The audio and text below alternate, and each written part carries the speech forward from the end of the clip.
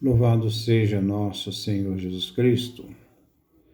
Nós vamos dar continuidade à leitura do livro de Esdras, nosso oitavo encontro. Então, é Esdras, capítulo 4, do versículo 17 a 24. Ouçamos nossa leitura. O rei mandou a seguinte resposta: saudações ao governador Helma, ao secretário Samsai e aos outros seus colegas que moram na Samaria e em todos os lugares do lado ocidental do rio Eufrates. Foi lida para mim uma tradução da carta que vocês me escreveram. Mandei investigar o caso e, de fato, descobriram que essa cidade, desde os tempos mais antigos, se rebelava contra os reis e aí se praticava a revolta e a subversão. Em Jerusalém houve reis poderosos que dominaram toda a região do lado ocidental do rio Eufrates, cobrando impostos, tributos e pedágio. Ordenem, portanto, que esses homens sejam proibidos de reconstruir a cidade até nova ordem. Fiquem, pois, atentos para não descuidarem de fazer isso, a fim de que o mal não cresça nem venha causar problemas para os reis. Logo que a carta do rei Artaxerxes foi lida diante do governador Reum, do secretário Samsai e dos outros seus colegas, eles correram para Jerusalém à procura dos judeus e, com a força das armas, fizeram que eles interrompessem os trabalhos. Foi assim que os trabalhos de construção do templo de Deus em Jerusalém foram interrompidos, e a construção ficou parada até o segundo ano do governo de Dario, rei da Pérsia. Versículo 17. O rei mandou a seguinte resposta: saudações ao governador Helm, ao secretário Samsai e aos outros seus colegas que moram na Samaria e em todos os lugares do lado ocidental do rio Eufrates. Desse texto já começa também a ver, não só por causa da miscigenação daquele povo que estava ali na Samaria, porque na época da Assíria, quando a Síria dominava a região e venceu o reino do norte, reino de Israel, destruiu praticamente o reino do norte inteiro, tirou a população que existia no reino do norte, o reino de Israel, levou para outros lugares, para exílio, trouxe uma população que não era a população local, que criou uma miscigenação. Além disso, mas também toda essa perseguição que a Samaria fazia aos judeus que chegavam também agora do exílio da Babilônia, vai gerar todo um ódio histórico contra os samaritanos. De origem persa, a resposta designa ao mesmo tempo uma decisão, uma ordem real. Esdras capítulo 5, versículos 7 a 11, capítulo 6, versículo 11. Versículo 18. Foi lida para mim uma tradução da carta que vocês escreveram. A expressão tradução aqui significa colocar de maneira clara, com clareza.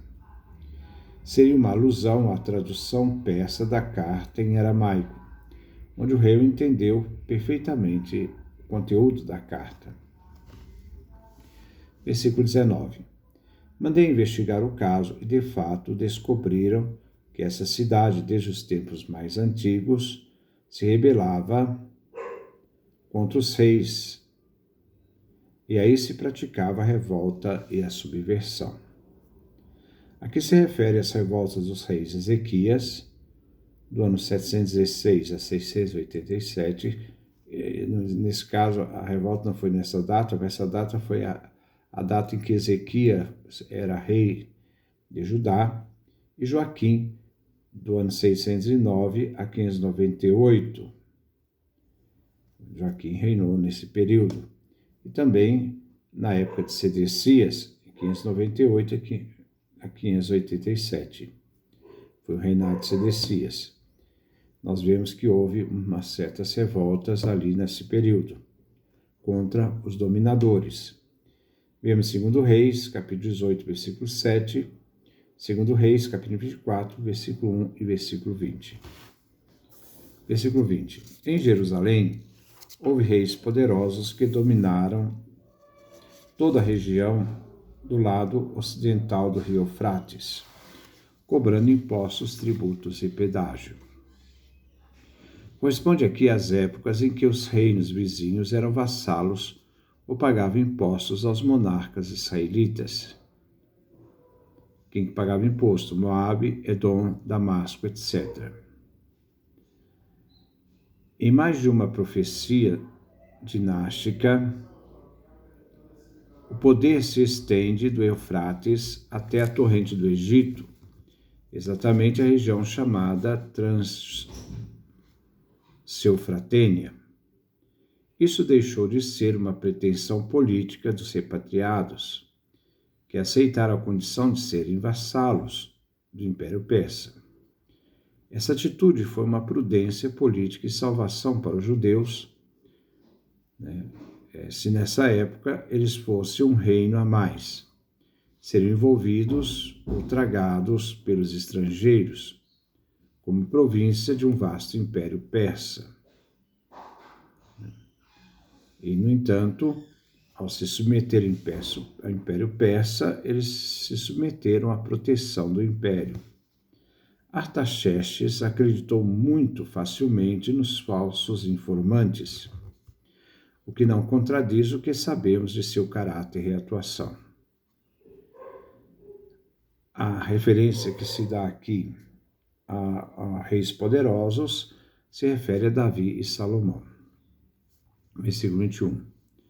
Ordene, portanto, que esses homens sejam proibidos de reconstruir a cidade até nova ordem. O rei, diante da carta, decreta que os judeus, até uma segunda ordem, não deveriam reconstruir Jerusalém e que os trabalhos cessassem. O objetivo dos inimigos dos judeus foi alcançado parcialmente, pois a proibição foi temporária. Os judeus estavam cercados de inimigos, esses inimigos que fizeram tudo para impedir a reconstrução de Jerusalém. Versículo 22.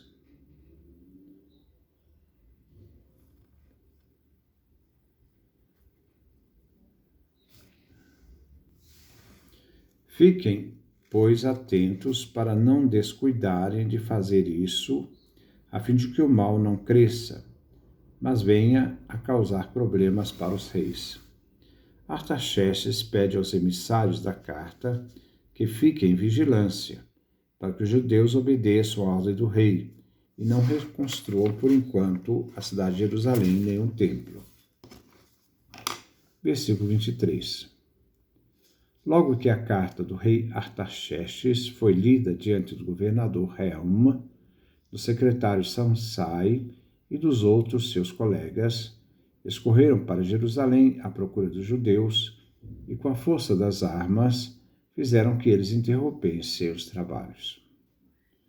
O grupo de inimigos dos judeus se alegram com a carta recebida do rei Artaxerxes e vão lá provocar pressão, ameaçar os judeus, interrompendo os trabalhos da reconstrução da cidade. Na época, os judeus tiveram que aceitar a intimidação, até que se apresentasse outra ocasião favorável. Isto acontecerá quando Neemias for governador. Versículo 24. Foi assim que os trabalhos da construção do templo de Deus em Jerusalém foram interrompidos e a construção ficou parada até o segundo ano do governo de Dario, rei da Pérsia. Assim vemos que os inimigos de Israel conseguiram interromper os trabalhos da reconstrução dos muros do templo de Jerusalém e a reconstrução do templo. Somente no tempo de Dario, no segundo ano de seu mandato real, é que os trabalhos vão recomeçar. A pausa durou 16 anos. As obras foram retomadas por Zorobabel e Josué e foram concluídos em 6 anos depois. O rei Dario encontrou o decreto de Ciro que permitia aos judeus reconstruir o templo e a cidade de Jerusalém. Dario autorizou e apoiou a continuação da obra. Os profetas que encorajaram o povo na reconstrução daquela época foram os profetas Ageu e o profeta Zacarias. Então, essa é a nossa leitura, depois nós vamos dar continuidade. Que Deus nos dê a sua graça, a sua bênção e sua face resplandeça sobre nós.